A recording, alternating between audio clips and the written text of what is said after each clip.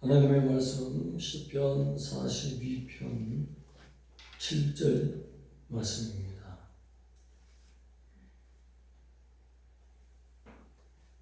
합독하시겠습니다. 주의 폭포 소리에 깊은 바다가 서로 부르며 주의 모든 파도와 물결이 나를 휩쓰려나이다. 아멘. 주의 파도, 주의 물결, 이렇게 제목을 붙여봤습니다. 주의 폭포 소리라는 것은 하늘의 물관, 하늘의 수록, 하늘의 창문, 이런 뜻을 가지고 있습니다. 영적인 의미는 하나님이 주시는 음성, 나에게 주시는 메시지, 나를 향한 큰 뜻의 메시지, 이렇게 해석할 수 있습니다. 세상적인 어떤 소리와는 전혀 다른 소리인 것입니다. 영혼이 깨어있지 못하고 잠들어 있는 상태가 되면 하나님의 영적인 음성이 보호자로부터 흘러내리는 이 폭포수 같은 음성, 하나님은 힘있게 지금 가슴에서 나오는, 하나님의 심장에서 나오는 소리를 바라고 있다는 사실인 것입니다. 지금 현재 이 말씀을 적용시키면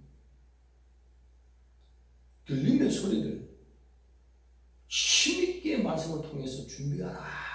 때가 다 됐다. 깨어있는 영혼은 그렇게 들려요. 깨어있지 않은 영혼은 들림을 체험한 자가 가서 상세하게 이야기해도, 과거에는 그렇게 교회를 다니고 열심히 기도했던 자라도 그런 생활을 중단해버리면 잠들어버린 영혼이 돼요. 그 소리가 안 들린단 말이에요.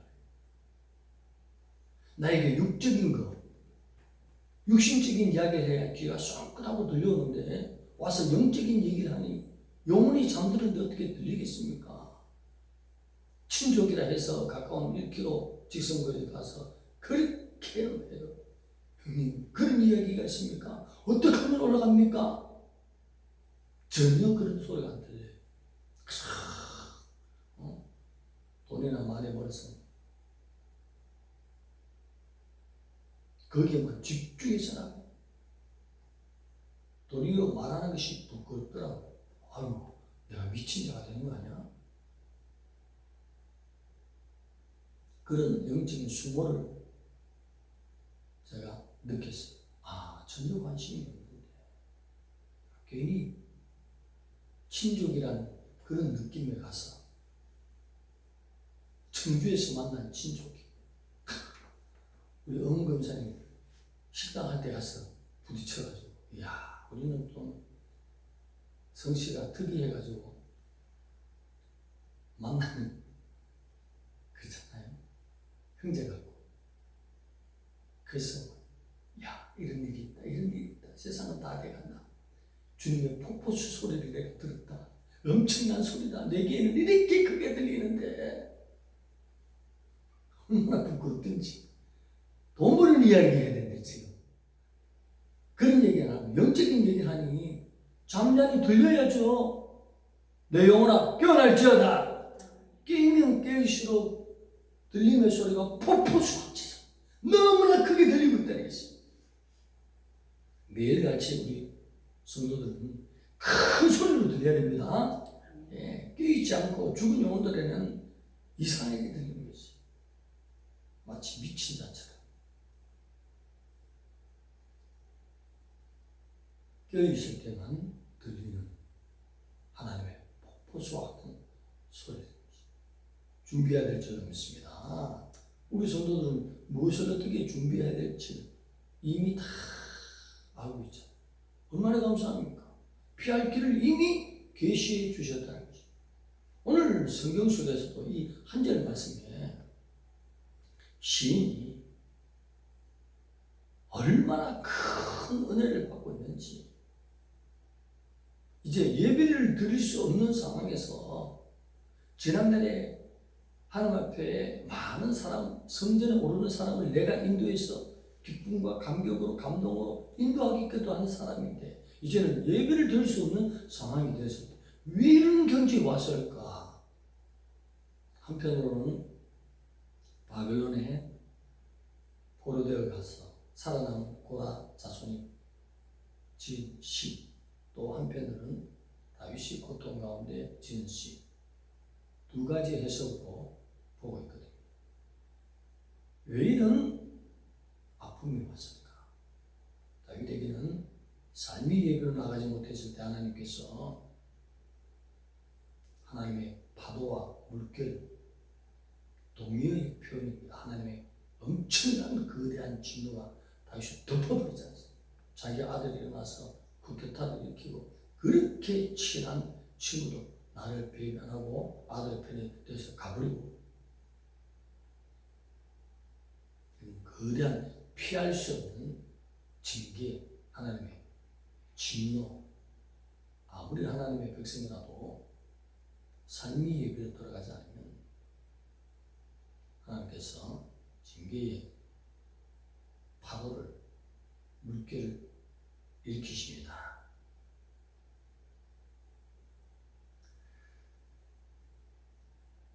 그러면서 오늘 고라 자손에 대해서 생각을 해보면, 이제 속히 가서 하나님 풀어주시는 제사 드릴 건데 예배 드리고 싶은데도 예배를 드리지 못하니 깊이 있게 70년의 고난 속에서 깨달음이 무엇입니까? 양의 피를 드리는데도 이렇게 묶여서 69년째 부르짖어도 풀리지 않는다.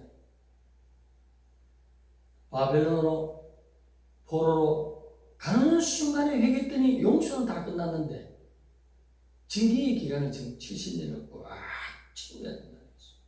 그 가운데서 하나님 앞에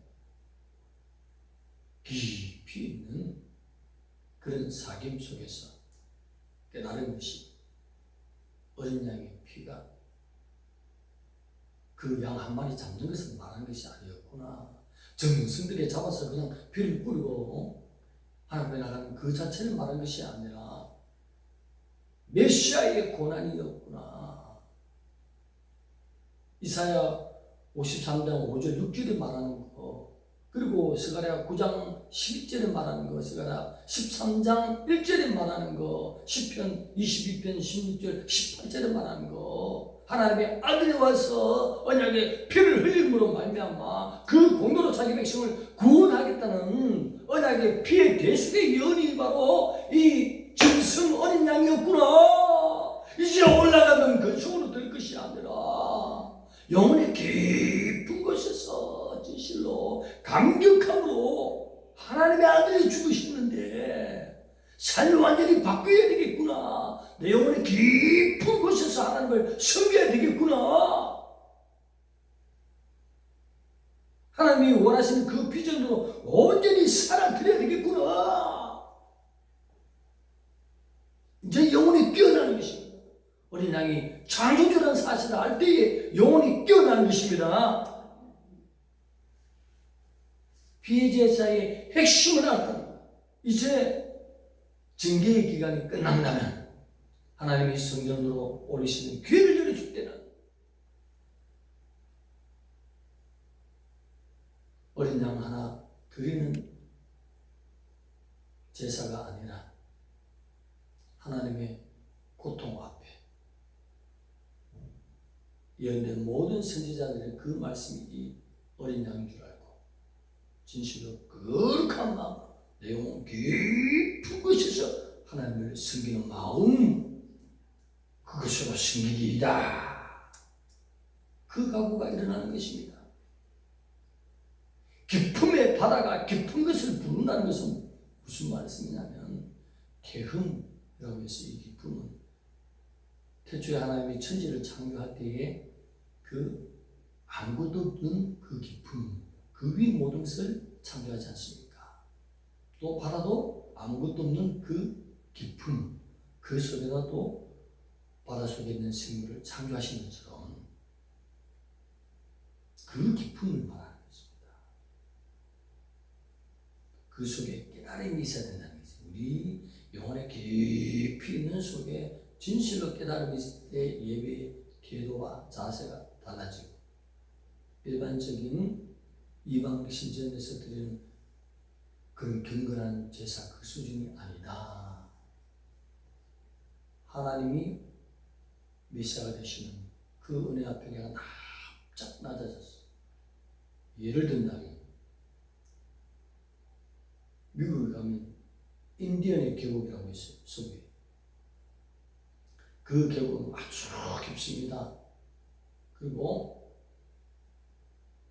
둥글둥한 큼직큼직한 바위들로 계곡이 이루어지면서 깊이 있는 계곡 가장 안쪽에는 거대한 큰 폭포수가 쏟아진 거죠. 그래서 인디언 계곡입니다. 오늘날 인디언 청년이 그 계곡 폭포수 맞은편에 계곡 위에 있어서 계곡 안을 향하여 도저히 나는 못 살겠습니다. 힘들어 죽겠습니다.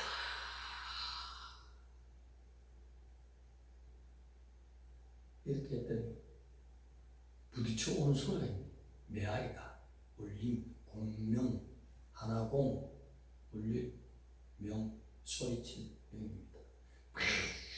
깊은 소리로 자기의 절망과 고통을 그냥 거기서 울부짖는 소리로 계곡 향하여 쏟아 부었더니 부딪혀오는 소리가 내가 살려줄게, 내가 살려줄게, 내가 있지 않느냐. 아니 인디언 청년이 이게 무슨 소리지? 내가 분명히 내가 못 살겠다고 했는데 살려준다는 소리야? 이게 뭔 소리지? 다시 힘을 내서 울부짖는 소리로 모든 것을 잃었습니다. 다 날아갔다고요. 하나도 남지 않았다고요.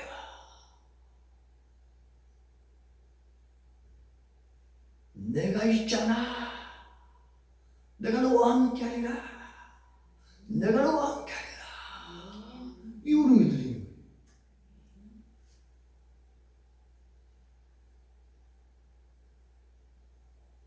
이것을 공명이라는 것입니다. 성경이 보여준 기쁨이 기쁨의 바다를 부르는 것. 인간의 깊은 절망과 그 안에 있는 갈망으로서 막 주님을 향해서 소리치는 것이 온 힘을 다해. 그럴 때에 주님도 들으시고 절망의 소리를 들으시고 은혜와 사랑에 공급하는 그 하나님의 신비한 가슴에서 나오는 소리를 쏟아붓는 거예요. 어떻게? 소리만큼이 들린다고 그렇게 들립니까? 아니라는 것입니다. 고라 자손이 바벨론에 갔을 때에 이 고통이 왜 왔냐고요? 한 번도 제사를 피한 적이 있습니까? 없지 않습니까? 아침 저녁으로 제사 드리는데 깨달음이 없는 제사. 양 한 마리만 던지니까 아침 저녁으로 양만 드리고 11조만 내고 감사금하고 설교하고 하면 하나님이 기뻐하시겠지. 이런 것이. 그건 기본적으로 다 했다는 사실이지. 하나님의 위대하신 어린 양이도 하나님 자신, 하나님의 아들, 독생자의 그 보배 피값으로 우리를 구원하신 그 깨달음 없는 제사, 그 깨달음 없는 성경금, 그 깨달음이 없는 감사헌금 성교예물 하나님이 안 받는다는 것입니다. 하나님 뭐 돈이 부족합니까? 뭐가 부족합니까? 인격적으로 하나님을 대할지어다. 깨달음이 없어요. 그 깨달음으로 나가 하나님 앞에 나가서 내가 내 고통을 주네. 어린 양의 그 공로, 그것을 바라보면서 담대하게 아버지요, 내가 잘못했습니다. 그러니 내가 회개하고 돌아갑니다. 그 피로 나를 덮으시옵소서. 이제 그 피의 공로를 알았습니다 하고 고통을 쏟아 부을 때에 하나님이 깨달음이 있는 곳에, 깨달음이 있는 성경을, 깨달음이 있는 11조에, 깨달음이 있는 감사에, 깨달음이 있는 제사의 예배에 하나님의 소리를 들으시고, 나는 고통하지만 하나님이 피의 공로를 아멘으로 진실로 받는 그 깨달음으로 부르짖으니 죽었다, 죽겠습니다. 이것이 살았다, 내가 살려줄게, 내가 살려줄게, 아무것도 없다 할 때에 내가 너와 함께하리라, 함께하리라. 이것이 얼량의 피의 공로인 것입니다. 깨달음이 없는 제사 수천 만 번 드려보세요. 하나님 받는가? 이 깊은 공명이라는 것입니다. 깨달음이 없는 소리에 아무리 무거울 쳐보세요. 하나님이 점을 받지 않는다. 아무것도 없는데 깨달음이 있어서 정성을 들이기 위해서 구약식으로 말하면 성전에 올라갈 때는 빈손으로 오르지 말겠어. 아무것도 없어. 그러면 산에 올라가라. 산에 올라가면 산비둘기 있다. 한 마리 잡지 말고 왜 두 마리 했습니까? 정성 있는 마음이 중요하시고, 그래서 두 마리를 잡아서 가져오면 하나님이 예물로 받으시고, 황소 100마리 드리는데 깨달음이 전혀 없어요. 하나님 받으실까요? 하나님 뭔가 부족합니까? 하나님이 행하신 그 깨달음,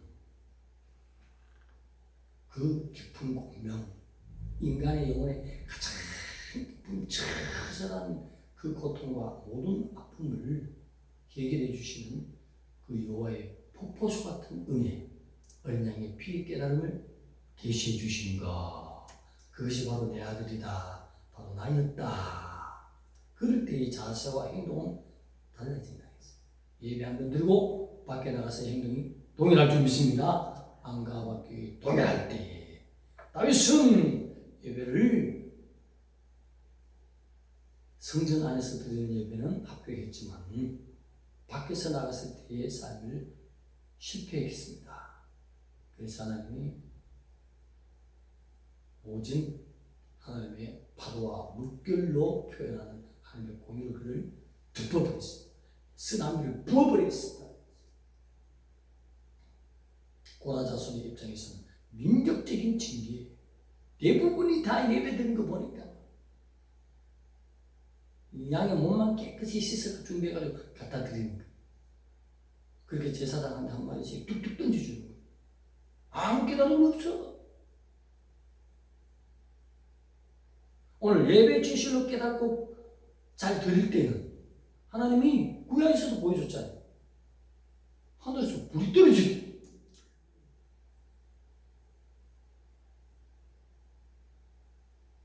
이 불만 임하면 모든 것이 해결이에요.